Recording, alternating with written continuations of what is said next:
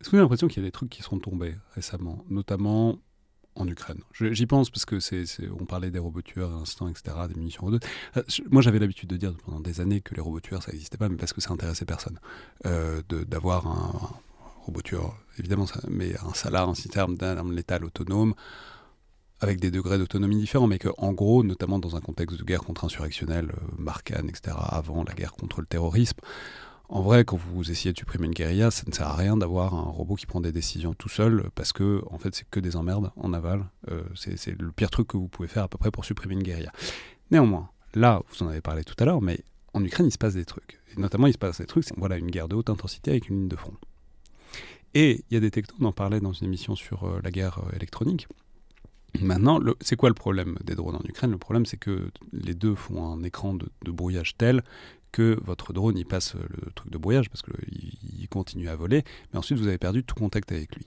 Et désormais, on sait qu'il y a des technos on ne sait pas exactement à quel point elles sont implémentées, mais elles le sont très vraisemblablement, qui permettent à des drones de se repérer tout seuls, sans contrôle avec l'opérateur, voire, et ça c'est une question à laquelle j'ai pas la réponse, vous l'avez peut-être, je sais pas, engager peut-être, à différents degrés, en prenant des décisions plus ou moins toutes seules. Alors, je ne sais pas à quel point vous avez un retour là-dessus, etc., mais en tout cas, de votre point de vue d'observateur français qui s'occupe de ces choses-là, dans un écosystème français avec des obligations françaises, est-ce que vous avez l'impression qu'il y a des trucs qui sont en train de changer, par exemple en Ukraine ou à Gaza ou ailleurs?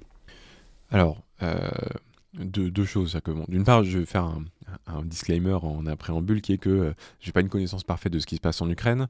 En revanche, je vais donner un point de vue de ce que je vois et surtout de ce que je sais possible. C'est que déjà, d'une part, ce qui change à mon avis, c'est quand même la réalité de la guerre pour le coup. C'est-à-dire que il y a un théâtre avec une ligne de front, donc du coup, il y a un impératif de résultats et d'effets qui est là. Donc la question qui se pose pour les Ukrainiens, c'est quand même le résultat obtenu. Ensuite, il y a une question... Pour le dire clairement, ils n'ont pas forcément les mêmes pudeurs pour taper un véhicule derrière la ligne de front, à un endroit où ils savent qu'il y a essentiellement des Russes parce que c'est la bande proche du front. Il y a probablement moins de doutes à savoir si on peut taper un véhicule qui ressemble à un véhicule militaire que dans d'autres théâtres et dans d'autres contextes. C'est pour ça que je ne veux pas m'aventurer sur les faits parce que je ne les connais pas, mais effectivement, en tout cas, justement, j'allais enchaîner sur la possibilité technologique.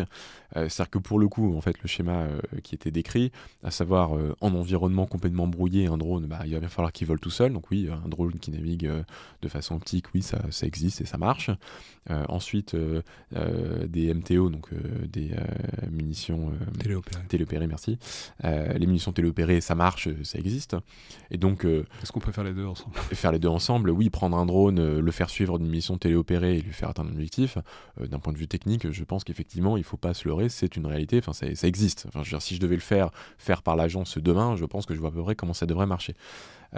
Donc, bon, en tout cas, ceci étant une possibilité technique, nous, en fait, ça m'amène aussi sur un sujet qui est connexe, mais qui est éminemment lié, qui est puisque la possibilités techniques existent, il faut qu'on s'y intéresse parce que moi, sur les armes autonomes, ce qui m'exaspère un petit peu, c'est que justement, je pense que cette question là qu'on vient de poser en fait est beaucoup plus concrète d'aujourd'hui, c'est-à-dire que ça pour le coup c'est une réalité et je pense qu'effectivement ça change pas mal de choses d'un point de vue champ de bataille, éthique, c'est-à-dire que qu'est-ce qu'on fait avec des troupes sur le terrain, etc.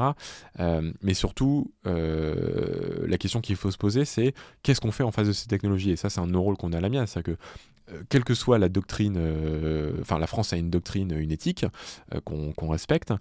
Par contre, il ne faut pas partir du principe que la Terre entière a la même éthique et la même doctrine. On peut rappeler simplement que ça, ce qu'on vient de décrire, c'est un big no-no pour la France. C'est certainement pas, il y a toujours un humain dans la boucle et la décision d'engager le feu, il y a toujours un humain.